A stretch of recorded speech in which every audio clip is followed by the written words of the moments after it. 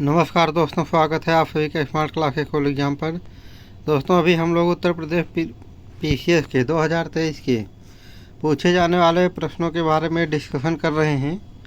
तो आज ये ज़्यादा टाइम को वेस्ट न करते हुए अपने आज के प्रश्न पर ध्यान देते हैं। दोस्तों, आज का प्रश्न है, महासागर संसाधनों का भंडार है, संक्षिप्त टिप्पणी कीजिए। दोस्तों, इसका आंसर है, पूछना चाह रहे हैं कि जो महासागर संसाधनों का भंडार है, इसकी संक्षिप्त टिप्पणी कीजिए। महासागर मतलब किस तरीके के संसाधनों का भंडार है।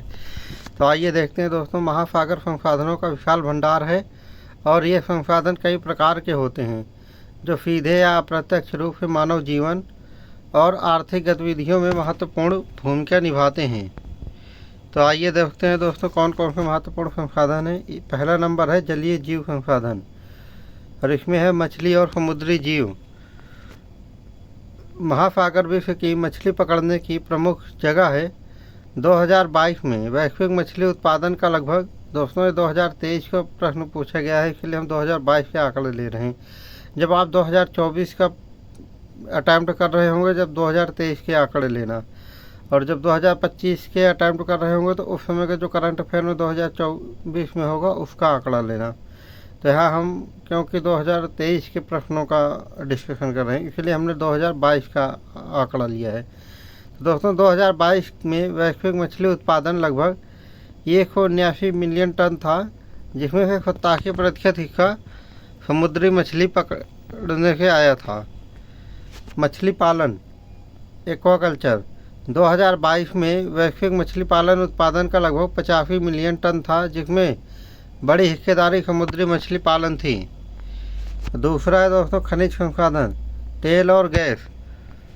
महासागर के तल पर विशाल मात्रा में तेल और गैस के भंडार हैं। 2022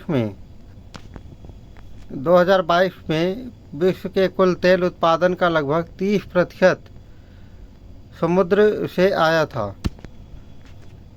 पॉलीमेटलिक नोड्यूल्स, समुद्र की तलहटी में पाए जाने वाले पॉलीमेटलिक नोड्यूल्स में निकेल, तांबा, कोबाल्ट और मैग्नीज जैसे मूल्यवान धातुएं होती हैं।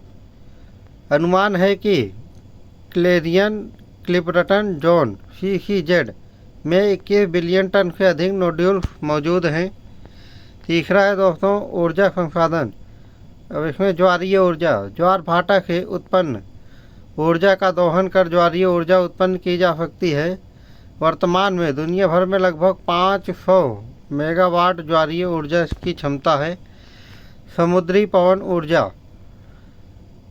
समुद्री पवन ऊर्जा उत्पादन में तेज़ी से वृद्धि हो रही है। 2022 में वैश्विक समुद्री पवन ऊर्जा उत्पादन क्षमता लगभग 34.4 गीगावाट थी। चौथा है दोस्तों जैव प्रौद्योगिकी संसाधन, समुद्री जीवों से दवाइयाँ। समुद्री जीवों में एंटीबायोटिक्स, एंटी कैंसर और अन्य चिकित्सकीय दवाइयाँ विकसित की जा रही हैं। उदाहरण के लिए समुद्री स्पंज से निकाला गया कंपाउंड एराबिनोसाइड C कैंसर उपचार के लिए उपयोगी है। पांचवा है दोस्तों समुद्री पर्यटन और मनोरंजन। समुद्री पर्यटन, समुद्र तटों, प्रवाल भित्तियों और समुद्री जीवन के आकर्षण के कारण समुद्री पर्यटन एक महत्वपूर्ण उद्योग है। 2022 में वैश्विक पर्यटन उद्योग का लगभग 10% हिस्सा समुद्री पर्यटन का था। क्रूज उद्योग, क्रूज भारत की समुद्री पर्यटन का एक बड़ा हिस्सा है। 2022 में लगभग 28.5 मिलियन लोग क्रूज की यात्रा की। छठा है दोस्तों पर्यावरणीय सेवाएं, कार्बन सिंक। महासागर कार्बन डाइऑक्साइड को अवशोषित करने में महत्वपूर्ण भूमिका निभाते हैं। वैश्विक कार्बन डाइऑक्साइड का लगभग 25% महासागर अवशोषित करते हैं। ऑक्सीजन उत्पादन, महासागर में पाए जाने वाले फाइटोप्लैंक्टन वैश्विक ऑक्सीजन उत्पादन में लगभग 50% योगदान करते हैं। महासागर संसाधनों का दोहन और संरक्षण दोनों ही महत्वपूर्ण हैं। हालांकि इन संसाधनों का विशाल भंडार है, लेकिन उनके अनियंत्रित और असंवेदनशील दोहन से पर्यावरणीय और पारिस्थितिक असंतुलन उत्पन्न हो सकता है। इसीलिए सतत विकास और प्रबंधन के सिद्धांतों का पालन करते हुए महासागर संसाधनों का उपयोग करना आवश्यक है।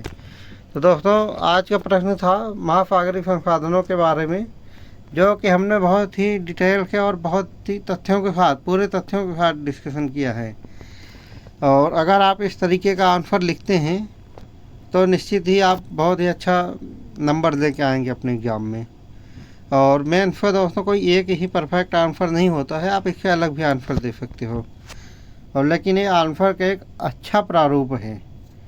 और आज का डिस्कशन यहीं पर समाप्त करते हैं दोस्तों। और इसी तरीके के वीडियोज़ को लगातार देखने के लिए हमारे channel smart classes all exam को लाइक, सब्सक्राइब और शेयर ज़रूर करें। कल फिर मिलते हैं दोस्तों इसी चैनल पर नेक्स्ट वीडियो के साथ। तब तक के लिए जय हिंद।